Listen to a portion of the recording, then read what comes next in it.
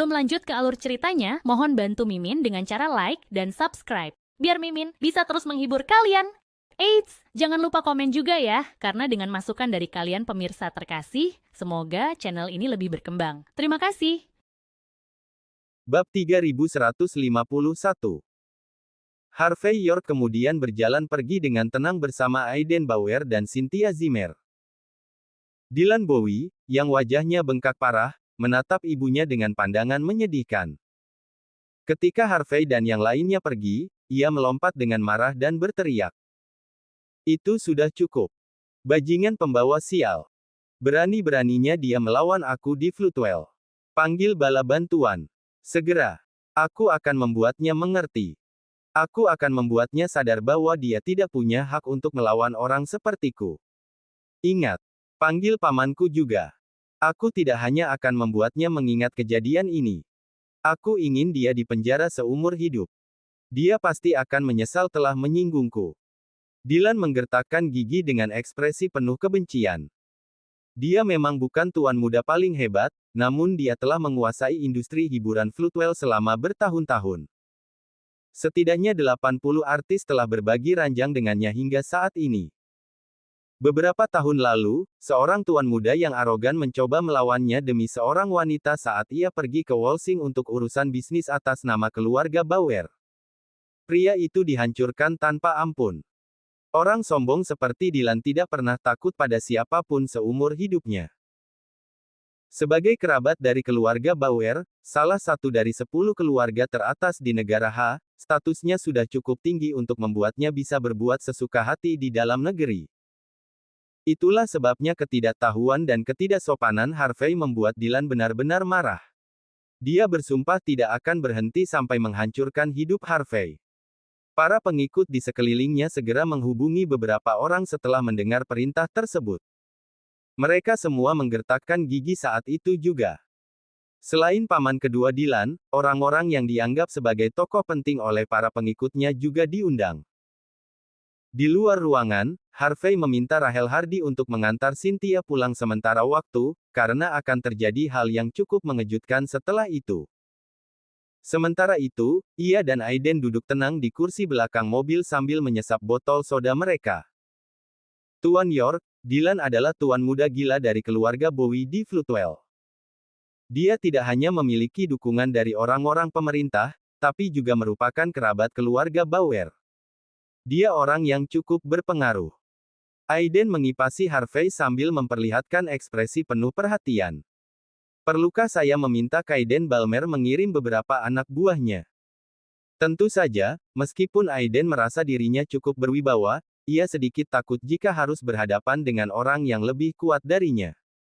Tak masalah jika hanya dirinya yang celaka. Tapi, ia lebih rela menamparkan dirinya sendiri sampai mati daripada menyeret Harvey bersamanya.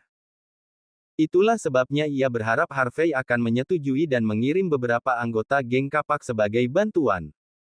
Harvey memandang Aiden dengan tenang dan menjawab. Mengapa kita harus memanggil bala bantuan melawan orang seperti itu? Dylan sendiri tidak bisa berbuat apa-apa. Aiden menggulir layar ponselnya dan berkata. Berdasarkan informasi terbaru yang saya dapat, meskipun Dylan hanyalah playboy kaya, dia juga memiliki status yang cukup besar. Kakak perempuannya menikah dengan salah satu pilar keluarga Bauer, menjadikannya ipar dari keluarga itu. Kalau bukan karena hal itu, dia sudah pasti dihajar sampai mati sejak lama. Yang paling penting, Film City, bisnis yang dia jalankan, sebenarnya milik Joseph Bauer sendiri. Jika dilihat dari sudut pandang itu, dia memang cukup merepotkan untuk dihadapi. Bab 3152. Aiden Bauer tahu bahwa Harvey York bahkan tidak akan repot-repot menghadapi orang seperti Dylan Bowie. Namun, ia tahu bahwa Joseph Bauer akan sulit untuk dihadapi. Itulah sebabnya dia memutuskan untuk memperingatkan Harvey. Sebenarnya, Joseph sendiri tidak akan berarti apa-apa. Namun, keluarga Bauer, Longman, dan Istana Emas yang mendukungnya adalah kelompok yang paling merepotkan. Tidak masalah. Jika Joseph tidak muncul di sini, abaikan saja. Tapi, jika dia muncul, aku tetap akan menghajarnya. Lalu, Harvey menepuk bahu Aiden. Kau telah bersamaku cukup lama, Aiden. Kau telah meraih banyak prestasi. Tapi ingat, hanya ada satu aturan yang harus kau ikuti saat bersamaku. Selama kita bersikap benar, kita tidak perlu takut pada siapapun. Aiden mengangguk dengan penuh semangat. Seperti yang diharapkan dari Tuan York sendiri. Hanya dia yang bisa membuat pernyataan arogan terdengar begitu masuk akal. Dalam waktu hanya 30 menit, puluhan mobil mewah kelas atas terparkir tepat di depan tempat parkir mal. Plat nomor mobil-mobil itu luar biasa, dan suara mesin mereka menggelegar. Pemandangan itu sangat mencolok di bawah salju Floodwell. Porsche, Maserati, Ferrari, Lamborghini, Bentley, dan mobil mewah lainnya memenuhi tempat itu. Entah mereka mengenal Dylan atau datang untuk membantunya dan menunjukkan dukungan. Teman-teman dan keluarganya juga ikut datang. Dalam waktu singkat, banyak tuan muda dari kalangan atas Floodwell pun berkumpul di sana. Meskipun mereka yang disebut tuan muda ini dianggap kelas 2, di mata masyarakat biasa, mereka tetap termasuk dalam lingkaran sosial atas. Banyak dari mereka membawa pacar yang mengenakan pakaian mewah. Beberapa yang lebih mencolok bahkan membawa 2 atau 3 wanita untuk menemani mereka. Namun, inilah momen mereka untuk bersinar. Tanpa pendamping cantik di sisi mereka, bagaimana orang lain bisa menyaksikan kejayaan mereka? Dunia Floodwell sangat kompleks. Itu sebabnya biasanya tidak ada yang berani menantang penduduk lokal. Namun mengejutkan, orang luar justru berani melakukannya. Dengan dukungan keluarga Bowie dan keluarga Bauer, mereka merasa bisa menginjak siapapun yang mereka mau. Para pria itu bahkan membawa senjata favorit mereka. Mereka membawa semuanya, tongkat baseball, stick golf, dan pipa baja. Dalam sekejap, sebuah pemandangan yang dominan dan mengintimidasi terlihat jelas. Para pria keluar dari mobil mereka dan berjalan dengan garang menuju Harvey dan Aiden. Beberapa tampak cukup familiar, namun Harvey dan Aiden tidak terlalu memikirkannya. Dylan memang cukup handal. Setelah hanya membalut lukanya secara sederhana, ia keluar bersama para pengikut dan pengawalnya tak lama kemudian. Melihat begitu banyak orang datang untuk mendukungnya, dan sebagian besar adalah tuan muda Floodwell. Dylan merasa sangat angkuh, seolah-olah dirinya sangat luar biasa. Aura mengerikan terpancar dari tubuhnya. Dylan menyalakan cerutu dan mengisapnya sebelum melambaikan tangan. Hai semuanya. Tuan muda Bowie. Teriak semua orang serempak. Dylan tertawa terbahak-bahak. Terima kasih semuanya telah datang hari ini. Hajar mereka untuk Tuan muda Bowie. Bab 3153. Dylan Bowie merasa seperti berada di puncak setelah mendengar kata-kata itu. Meskipun ada beberapa bekas telapak tangan di wajahnya, ekspresi sombong masih tampak jelas saat ia berdiri tegak. Pada saat itu, dia merasa bahwa dialah master yang sesungguhnya di dunia. Dia merasa bahwa dialah satu-satunya orang yang membuat keputusan di Floodwell. Banyak wanita yang benar-benar terpesona ketika melihat Dylan. Betapa tampannya pria ini. Bahkan meskipun ada bekas jari di wajahnya, meskipun ia terlihat sangat berantakan. Hanya pria seperti inilah yang bisa dianggap dominan. Wanita-wanita hanya ingin ditaklukkan oleh pria seperti ini. Saat merasakan gairah wanita yang membara, Dylan merasa semakin angkuh. Ia menghembuskan asap rokok dengan ekspresi bangga di wajahnya, seolah ia sudah melupakan betapa menyedihkannya ia tadi. Kemudian, ia berjalan mendekati Harvey sebelum memandangnya dengan tatapan dingin. Aku memberimu kesempatan terakhir, Harvey. Berlututlah dan minta maaf. Patahkan kakimu dan kirimkan Cynthia Zimmer ke tempat tidurku. Sementara itu, beri aku $15 juta. Aku akan membiarkanmu pergi setelah itu. Aku akan membunuhmu jika kau tidak melakukannya. Karena kau begitu sombong, aku rasa aku juga tidak punya pilihan selain menghancurkan selangkanganmu. Jawab Harvey dengan tenang. Apakah kau mencari mati atau apa? Dylan benar-benar marah. Biarkan ku beritahu kau sesuatu. Jangan pikir kau bisa pamer di depan aku hanya karena sedikit berbakat. Lalu, apa jika kau pandai bertarung? Aku memiliki kekuatan jumlah. Bisakah kau melawan 100 orang sekaligus? Bagaimana dengan 1000? Pukulanmu cepat, tapi apakah lebih cepat dari peluruku? Aiden Bauer secara insting mengeluarkan cerutu tipis dan menyalakannya sambil memandang Dylan seperti orang bodoh. Dia masih mengancam Tuan York. Apakah dia gila atau apa?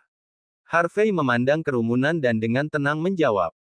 Jika ini yang membuatmu berani, lalu aku bisa memberitahumu satu hal. Kau tidak punya kesempatan selain hanya menjadi cacat. Kau benar-benar sombong. Dylan tertawa terbahak-bahak setelah mendengar jawaban sombong Harvey. Kau akan segera tahu akibat dari melawanku. Akibat. Harvey hanya tertawa kecil. Maksudmu, dipukul dan ditendang beberapa kali. Kau benar-benar sombong. Berani sekali kau. Salah satu pengikut Dylan mengangkat ponselnya tinggi-tinggi, berteriak dengan penuh semangat. Paman kedua muda Master Bowie akan segera datang. Dia adalah tokoh terkenal dari kepolisian Floodwell. Kau akan berlutut begitu dia datang. Kau lebih baik tetap sombong saat dia tiba. Para pengikut pun marah. Bagaimana bisa orang luar bertindak semena-mena seperti ini? Betapa tak tahu diri. Benarkah begitu? Apakah dia juga dari kepolisian Floodwell? Ah, aku sangat takut. Tapi, sepertinya, paman kedua Dylan akan mengecewakanmu. Konvoi yang terdiri dari 10 mobil Audi A6 terus melaju. Pemandangan itu cukup mengesankan. Biasanya, Audi A6 melambangkan pemerintahan. Setelah melihat mobil-mobil itu, para pemuda langsung membuka jalan. Tidak lama kemudian, mobil-mobil itu melaju ke arah Dylan dan yang lainnya, lalu berhenti. Segera setelah itu, 18 pria kekar berpakaian jas keluar dari mobil dengan ekspresi wajah yang garang. Sekilas, para pria tersebut jelas merupakan petarung berpengalaman. Hanya dengan 18 orang, aura mereka jauh lebih mengintimidasi dibandingkan kelompok Dylan. Bab 3154. Sesaat kemudian, seorang pria berusia sekitar 50-an dengan rambut panjang keluar. Ia mengenakan setelan jas hitam dan memegang 2 buah kenari terapi di tangannya. Aura seorang kalangan atas terpancar dari dirinya pada saat itu. Pria tersebut tak lain adalah wakil kepala kepolisian Floodwell, Logan Bowie.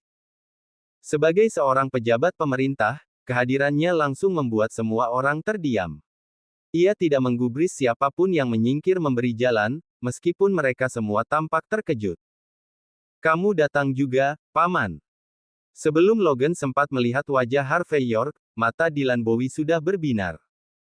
Ia berjalan terpincang-pincang ke arah Logan dan berkata dengan emosi. Tepat waktu sekali. Orang sombong itu datang ke sini menantang kita. Dia bahkan berani melukaiku. Aku tidak mengerti dari mana orang luar itu mendapatkan keberaniannya. Bagaimana dia bisa menantang keluarga Bowie seperti ini? Dia benar-benar gila. Aku bahkan sudah memberitahunya bahwa pamanku adalah wakil kepala kepolisian Floodwell. Tapi, dia menyebutmu pengecut dan mengatakan tidak takut sama sekali padamu. Dylan terus memprovokasi agar Harvey bisa dijatuhkan sepenuhnya. Tentu saja, ia memanggil pamannya ke tempat itu agar bisa menggunakan wewenangnya sebagai pejabat untuk menyingkirkan orang luar. Ketika para wanita cantik melihat wajah Logan, mata mereka langsung berbinar penuh hasrat. Itu Logan. Dia adalah wakil kepala kepolisian Floodwell. Statusnya sangat tinggi. Tidak banyak orang yang bisa menyamai kedudukannya. Para wanita itu ingin langsung memeluk Logan agar bisa dimanjakan olehnya. Kemudian mereka menatap Harvey dengan tatapan penuh rasa bangga.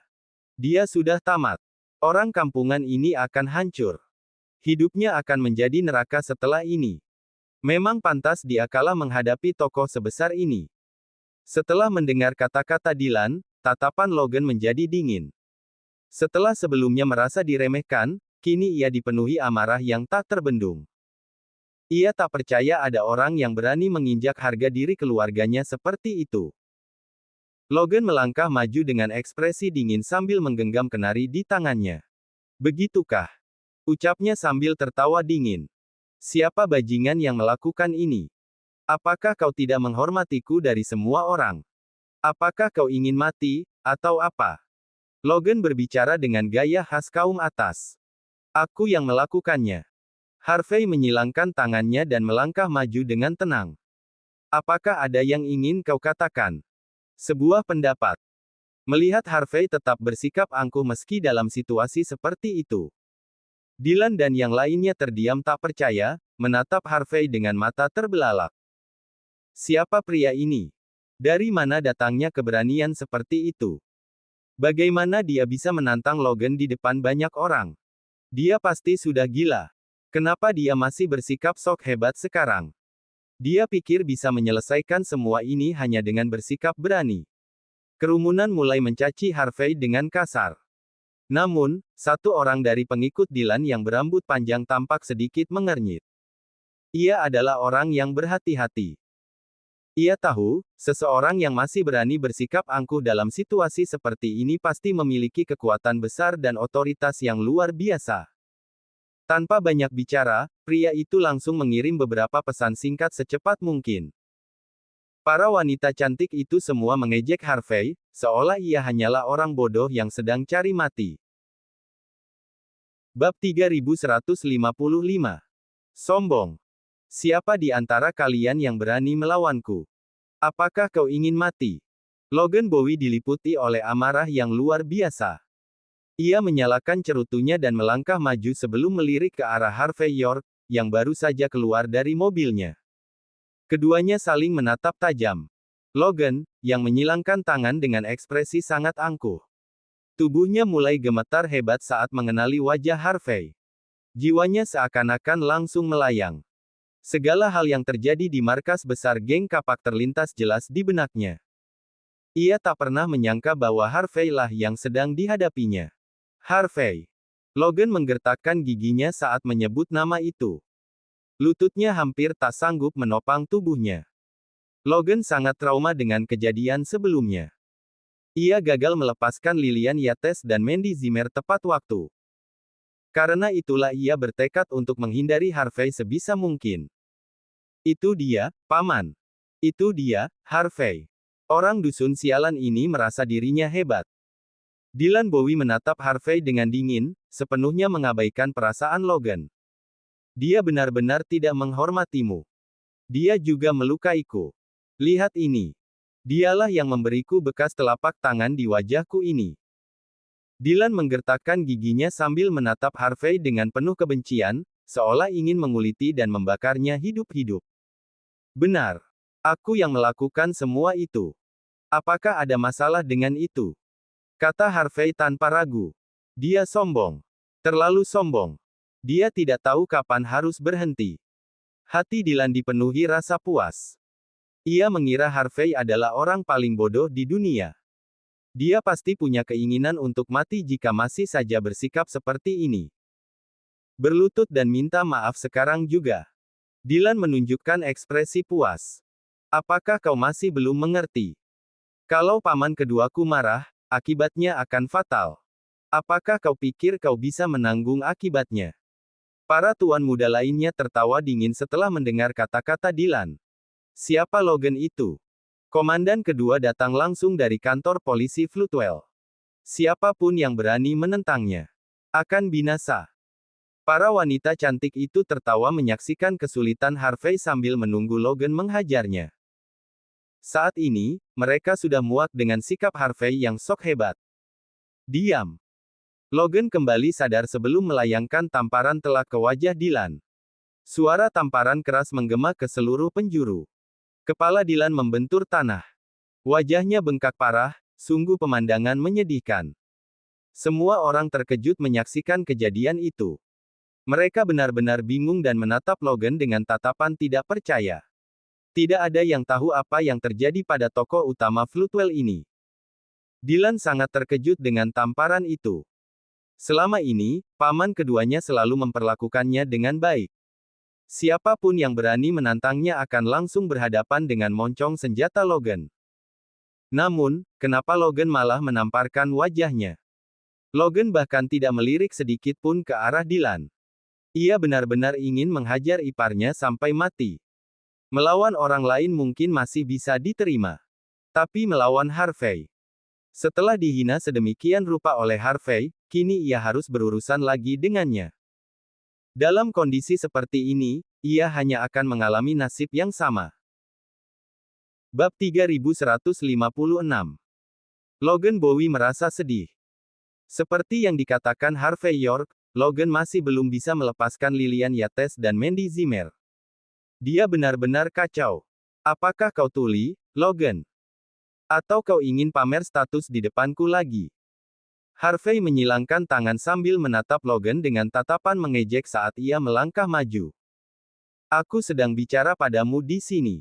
Apakah ada masalah atau tidak? Tubuh Logan bergetar. Tidak.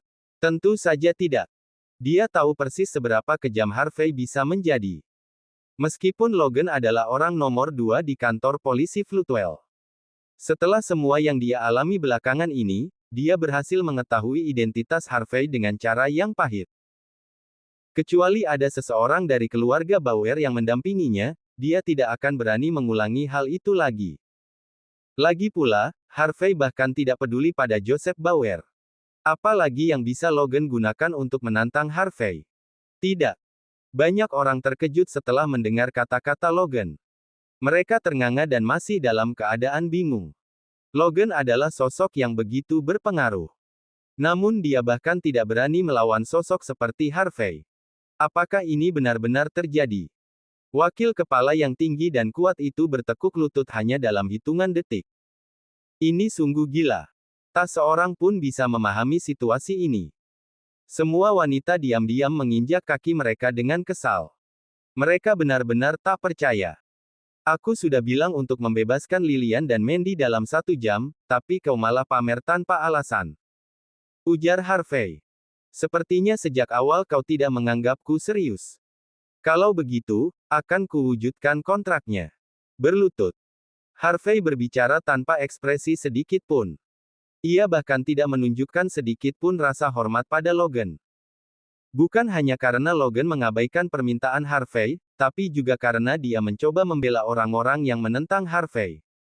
Lalu, mengapa Harvey harus menghormatinya?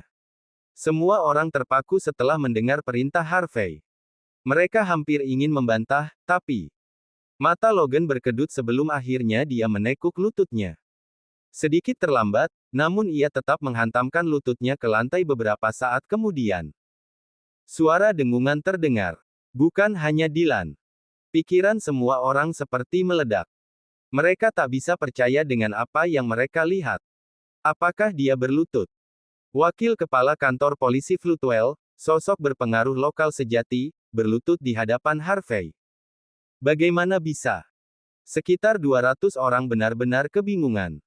Mereka sama sekali tidak percaya. Sementara itu, Aiden Bauer dipenuhi rasa puas. Memang begitulah Tuan York. Logan jelas pernah diinjak olehnya sebelumnya. Pasti ada trauma sekarang. Dia langsung berlutut. Bahkan tanpa ragu.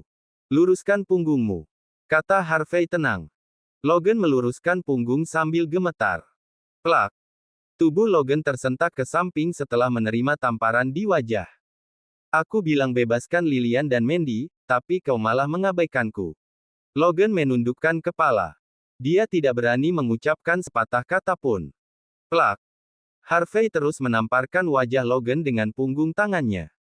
Apakah kau mencoba membela iparmu yang tercinta? Plak. Kau memang tak bisa lepas dari sifat memanfaatkan orang lain, bukankah begitu? Logan terus menunduk tanpa bergerak sedikit pun. Plak. Harvey kembali menamparkan wajah Logan. Apakah pelajaran tadi pagi masih belum cukup bagimu? Atau apakah kau pikir kau masih bisa mengandalkan dukunganmu untuk melawanku? Bab 3157. Logan Bowie bahkan tidak berani membuka mulutnya. Harvey York dengan tenang menepuk wajahnya dan berkata, "Jika aku melihatmu memanfaatkan orang lain seperti ini lagi, jika kau menantangku sekali lagi, aku akan membunuhmu." Saya mengerti. Saya mengerti. Logan mengangguk panik, wajahnya pucat pasi, seolah-olah dia adalah pelayan rendah hati Harvey. Seluruh kerumunan terdiam. Tubuh mereka membeku kaku. Mereka tidak mampu memahami apa yang sedang terjadi di depan mata mereka. Dylan Bowie pun terlihat benar-benar kebingungan. Harvey menatapnya dengan tenang lalu berkata dengan dingin. Aku sudah katakan. Paman keduamu juga tidak akan bisa membantumu. Tanyakan padanya, apakah dia berani mengucapkan sepatah kata pun. Dylan merasa sangat tidak nyaman. Dia sangat ingin keluar dari situasi itu. Bahkan tokoh penting dari keluarga Bowie pun ditampar oleh Harvey. Apalagi yang bisa Dylan katakan. Ini benar-benar memalukan. Harvey mengelap tangannya dengan tisu, lalu mengalihkan pandangannya ke Logan. Aku biarkan kau lolos kali ini karena kau tidak menyerahkan Lilian dan Mandy. Kau tidak berhak membuat keputusan seperti itu. Tapi, bukan hanya iparmu menentangku, dia bahkan melecehkan adik iparku, menuntut agar dia tidur dengannya.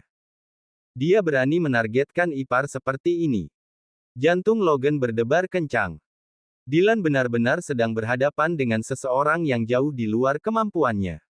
Bukan hanya menjerumuskan dirinya sendiri, tapi juga menyeret Logan ke dalam masalah.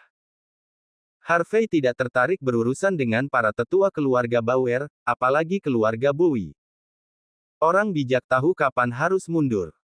Tanpa berpikir panjang, Logan gemetar dan berteriak. Kemarilah, Dylan. Minta maaf pada Tuan York. Semua wanita di sana menutup mulut mereka karena terkejut mendengar kata-kata Logan. Mereka benar-benar kalah. Mereka tidak percaya apa yang baru saja mereka dengar. Wakil Kepala Kantor Polisi Floodwell yang tinggi dan perkasa itu bersikap sangat rendah hati saat itu. Kejutan yang dirasakan semua orang saat itu tak bisa dibandingkan dengan apapun. Dylan yang sebelumnya bersikap angkuh dan kuat, kini terlihat tidak berarti di hadapan emosi dingin dan tak tersentuh Harvey. Yang paling menyakitkan adalah, Dylan sendiri yang memanggil Logan. Logan adalah salah satu kartu truf miliknya. Namun justru dia yang harus berlutut dan meminta maaf. Memalukan. Ini terlalu memalukan. Mereka tidak mengerti bagaimana seorang pendatang bisa mendominasi seperti ini, meskipun dia memang cukup kuat. Mereka mengira Harvey hanya seorang tuan muda kaya biasa, tapi ternyata dia mampu menundukkan pria seperti Logan. Ini gila. Apakah pria di depan mereka ini terlalu kuat? Atau justru sang tuan muda terlalu gegabah? Dylan marah dan takut saat melangkah maju. Dia hanya orang luar, Paman. Kita ini punya hubungan darah dengan keluarga Bauer. Kita tidak perlu takut padanya. Kita. Plak. Logan tanpa ragu menamparkan Dylan hingga terjatuh. Siapa yang menyuruhmu menentang Tuan York dan keluarganya? Plak. Siapa yang menyuruhmu pamer kekuasaan di hadapannya? Plak. Apakah kau sudah lupa semua aturan keluarga kita? Plak. Tak bisakah kau mengubah sikapmu terhadap setiap orang yang kau temui? Tubuh Dylan terus terhuyung setiap kali menerima tamparan, hingga darah mulai keluar dari hidungnya. Dia menutupi wajahnya dengan ekspresi marah. Kenapa kamu menamparku, Paman? Kamu seharusnya menghadapi orang luar sialan itu. Bab 3158. Hati Dylan Bowie dipenuhi dengan amarah dan dendam. Pamannya adalah orang nomor 2, yang memimpin kantor polisi Floodwell. Ia memiliki status yang sangat tinggi dan wewenang yang besar. Mengapa dia harus takut pada seseorang seperti Harvey York? Terlebih lagi, tuan muda ke-13 dari keluarga Bauer mendukung keluarga mereka. Jadi apa gunanya Harvey punya sedikit kemampuan? Tidak ada gunanya memukuli Dylan hanya untuk menyenangkannya kan? Keluarga Bowie memiliki nama baik yang harus dijaga. Jika kabar ini menyebar, nama keluarga akan tercemar sepenuhnya. Lagi pula, Dylan mungkin tidak takut pada orang seperti Logan Bowie. Bagaimanapun, ia telah meminta anggota keluarga Bauer untuk mendukungnya jika terjadi sesuatu. Apakah kau masih berani melawan? Logan gemetar karena marah setelah mendengar ucapan Dylan. Ia menamparkan wajah Dylan lalu berlutut dengan sendirinya. Berlututlah. Minta maaf kepada Tuan York. Dylan terhuyung sambil menutupi wajahnya. Aku tidak akan pernah berlutut. Plak. Apakah kau masih belum sadar akan kesalahanmu? Teriak Logan sambil menamparkan Dylan lagi. Plak. Berani-beraninya kau mengutuk di depanku. Plak. Apakah kau mau ku beri pelajaran? Plak. Apakah kau pikir kau kebal hukum atau apa? Logan terus-menerus memberi isyarat dengan matanya sambil menamparkan Dylan, berharap Dylan memahami maksudnya.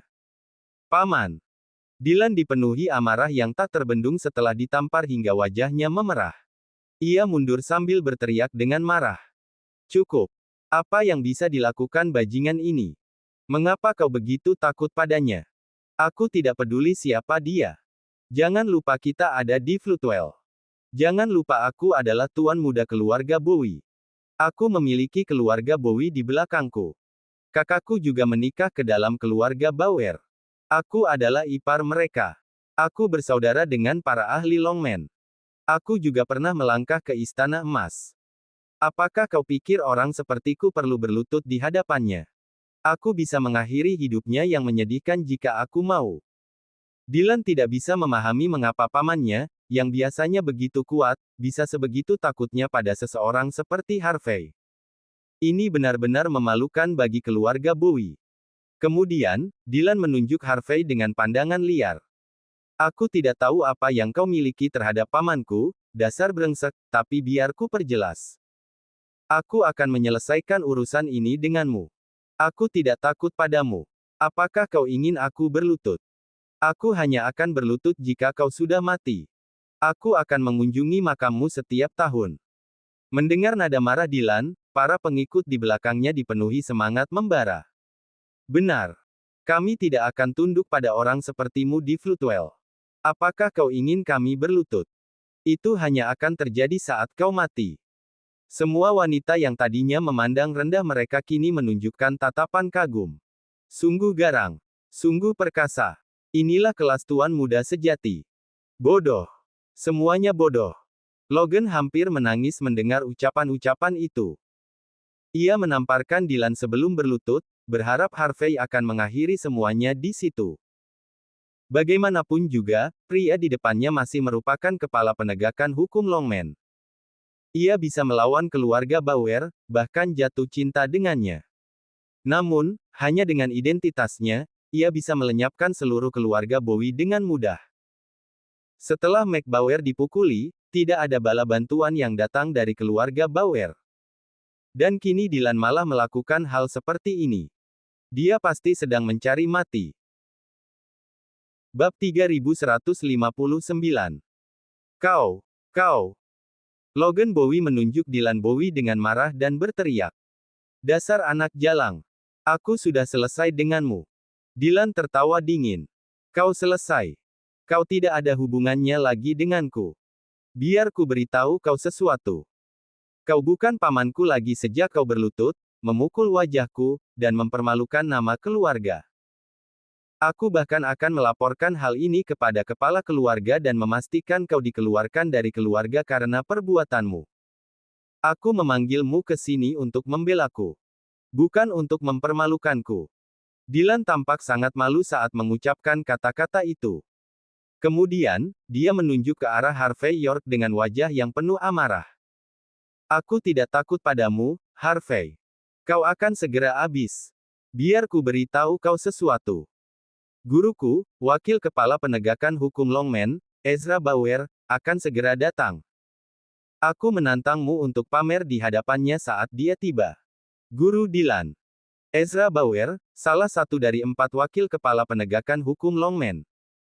Konon, setelah Mitchell Bauer dicopot dari jabatannya sebagai kepala penegakan hukum. Kepala baru yang ditunjuk belum pernah datang ke Floodwell sejak saat itu. Itulah mengapa salah satu dari 4 wakil kepala, Ezra, yang kini bertanggung jawab atas penegakan hukum Longman.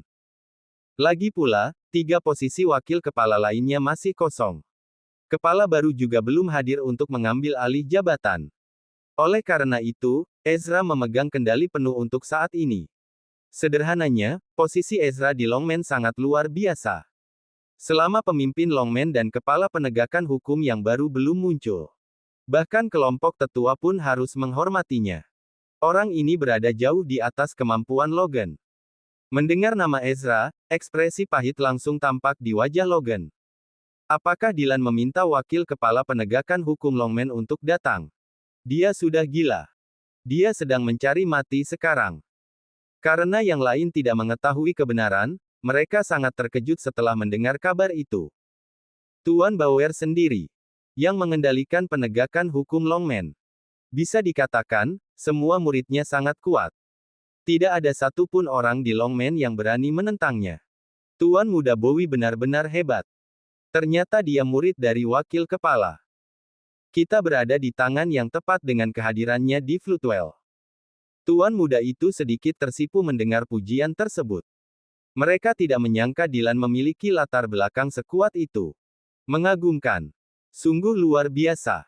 Suatu berkah bisa berpihak pada Tuan Muda Bowie. Gurumu. Wakil Kepala Penegakan Hukum Longman. Lalu kenapa? Harvey melangkah mendekat dengan tenang ke arah Dylan. Kalau dia benar-benar datang, akan kukirim dia terbang hanya dengan satu tamparan. Apakah kau percaya? Hahaha. Dylan tertawa terbahak-bahak, seolah baru saja mendengar lelucon terbaik di dunia. Setelah itu, dia menilai Harvey dengan tatapan menghina. Kau pikir siapa dirimu itu? Apa yang membuatmu berpikir kau bisa melawan guruku? Biar ku beritahu kau sesuatu, 10 orang sepertimu pun tidak akan cukup untuk menghadapinya. Kalau dia mau, dia bisa menghancurkanmu hanya dengan ibu jarinya. Tunggu saja. Sebentar lagi kau akan berlutut. Dylan menyelesaikan kata-katanya pada Harvey. Dia belum pernah melihat orang sebodoh ini. Dia bahkan belum berlutut setelah mendengar nama Longman. Dia bahkan tidak akan tahu bagaimana dia mati setelah ini. Bab 3160. Para wanita cantik itu merasa sangat angkuh kembali. Mereka menyilangkan tangan dan memandang Harvey York dengan rasa meremehkan. Harvey tidak akan pernah bisa melewati seseorang yang seprominent Ezra Bauer. Hanya Aiden Bauer yang memandang tatapan main-main kepada para idiot di depannya. Mereka ini sedang bercandakan. Harvey tampak acuh tak acuh. Dia juga tidak mau repot menjelaskan apapun kepada mereka. Namun, dia tidak menyangka bahwa akan ada kejutan yang menunggunya hari itu. Dia berencana untuk menangani penegakan hukum Longman lebih cepat atau lambat. Karena wakil ketua juga akan datang. Harvey memutuskan untuk menyelesaikan masalah ini sekali untuk selamanya.